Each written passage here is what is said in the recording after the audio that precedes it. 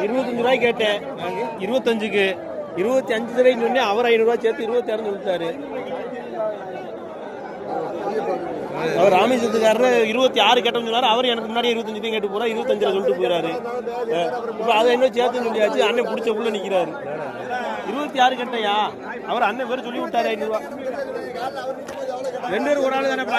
நானு சரி விடுங்க கொடுங்க.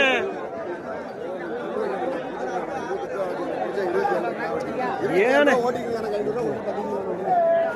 எவ்வளவுண்ணே அது அது எத்தனை இருக்கு விடுங்க போட்டு விடுங்க. சரி கொடுங்க.